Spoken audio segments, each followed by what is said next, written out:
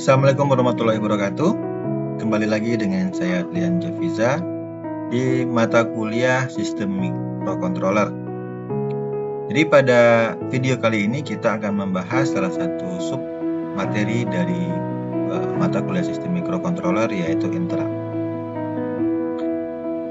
Nah, adapun tujuan pembelajarannya adalah yang pertama itu mahasiswa mampu menjelaskan konsep interrupt dalam microcontroller, serta membedakan polling versus interrupt, dan terakhir itu mengetahui jenis-jenis interrupt. Nah, secara konsep interrupt ini yang biasa kita ketahui bahwasanya interrupt itu biasa digunakan dalam sebuah sistem yang lagi berjalan, ya.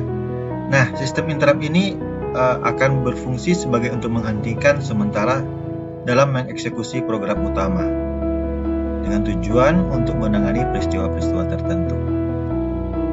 Setelah interrupt selesai ditangani, program kembali ke proses semula.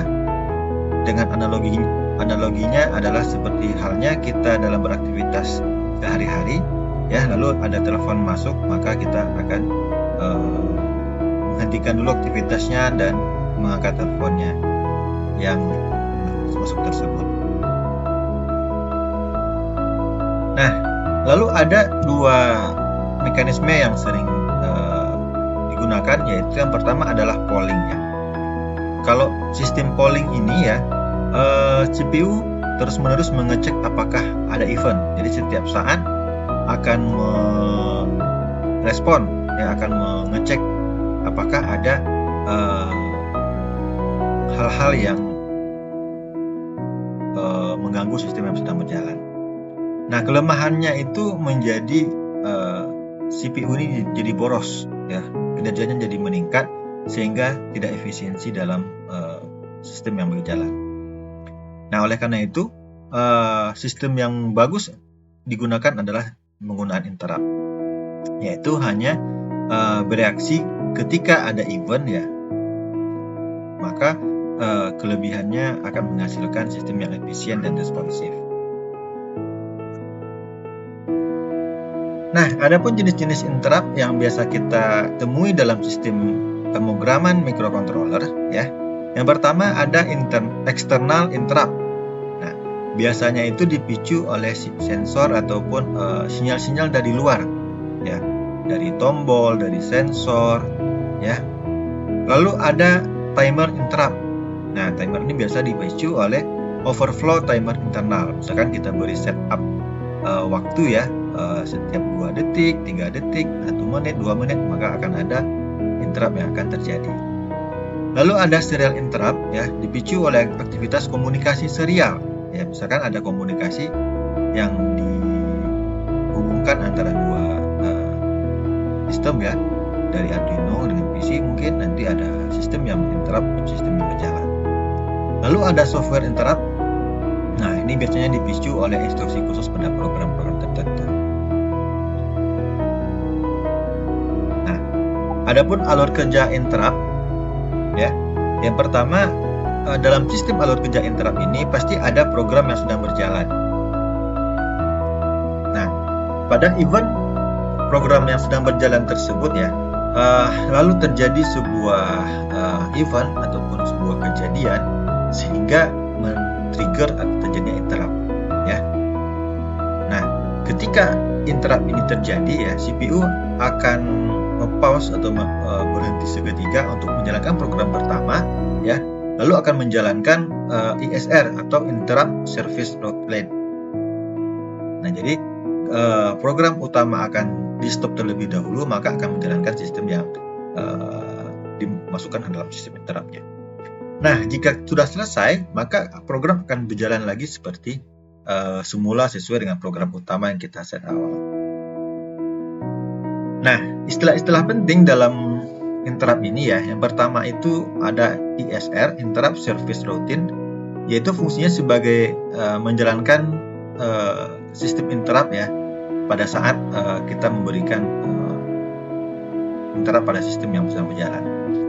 Lalu ada enable ataupun disable interrupt, yaitu mengaktifkan atau menonaktifkan interrupt. Dan terakhir adalah priority, sebagai beberapa fitur interrupt yang bisa memiliki prioritas tertentu. Nah, biasanya jika kita melihat pada sistem rangkaian microcontroller ya, aplikasi interrupt ini banyak sekali digunakan ya. Misalkan untuk counter yang berbasis tombol, misalkan kita akan menghitung mobil yang lewat ya dalam satu sistem real time. Nah, jadi pada sistem yang sedang berjalan tersebut ya, kita akan menekan tombol ya ataupun sensor-sensor untuk menghitung jumlah mobil yang lewat pada satu line tersebut. Lalu yang kedua ada real time clock menggunakan timer interrupt. Nah, misalkan ini ada waktu ya, per sekian detik dia akan, per sekian menit atau per sekian jam dia akan menjalankan suatu program tertentu yang kita set pada sistem yang berjalan.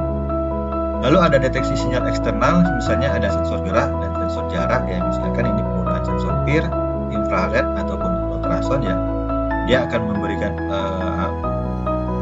perintah ataupun instruksi interrupt ketika dia mendeteksi suatu gerakan ataupun objek tertentu. Lalu ada sistem komunikasi serial ya, data masuk ditangani otomatis. Nah, ini contohnya jika kita menghidupkan real time ya, real time komunikasi ya. Misalkan nanti ada ketika hari hujan misalkan seperti itu, nah, maka akan masuk data-data kelembaban ataupun intensitas cahaya seperti itu masuk dalam sistemnya.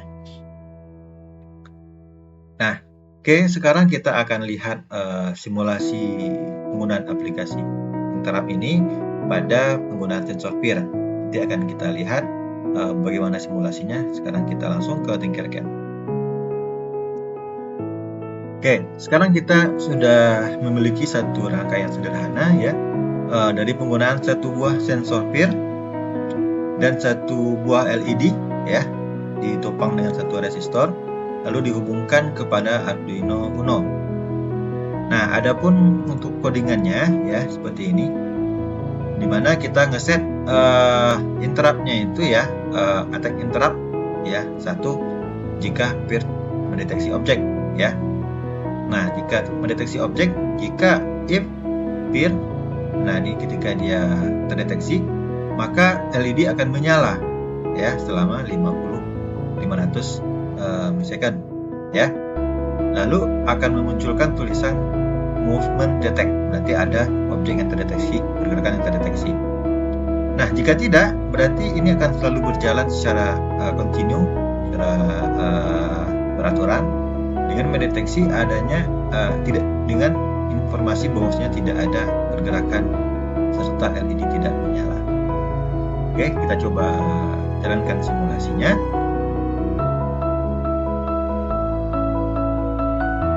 Nah, di sini keterangannya adalah no movement, artinya tidak ada pergerakan dari yang dideteksi oleh sensor peer-nya. Sekarang kita coba berikan informasi ya, pergerakan pada sensor peer-nya. Nah, seperti yang kita lihat bahwasanya ketika saya menggerakkan sensor peer-nya ya, lampu LED akan menyala ya. Lampu LED akan menyala serta memberikan informasi movement detect ya.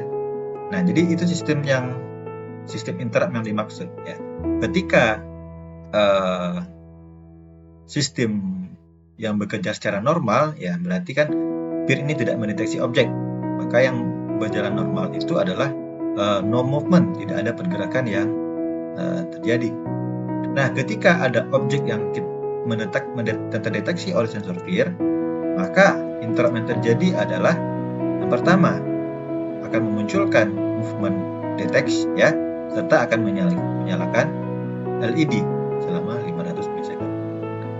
Nah, jadi itu adalah salah satu sistem interrupt yang biasa kita gunakan ya, yang menggunakan sinyal dari sensor ataupun tombol. Oke, terima kasih sudah nonton videonya. Ketemu lagi di video-video selanjutnya. Terima kasih. Assalamualaikum warahmatullahi wabarakatuh.